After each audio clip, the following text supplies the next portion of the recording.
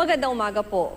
Maraming mga pasahero ang stranded sa kalsada dahil sa protest caravan ng iba't ibang transport group sa bansa ngayong umaga.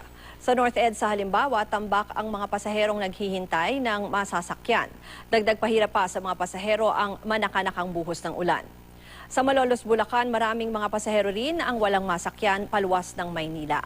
Mangilan-ngilan lang kasi ang bumiyaheng mga UV Express. Ayon sa ilang driver, isang biyahe lang sila paluwas ng Maynila dahil sasama na sila sa protest caravan. Pinoprotesta ng mga driver at operator ang mataas na multa sa kolorum at iba pang traffic violations.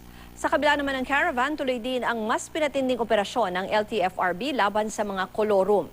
Maraming mga bus ang pinara ng MMDA at LTO para inspeksyonin upang masigurong lehitimo ang prangkisa ng mga ito. Nilinaw naman ng LTFRB na hindi nila papatawan ng multa bilang kolorum ang mga sasakyan na nakabinbin pa ang dokumento sa ahensya.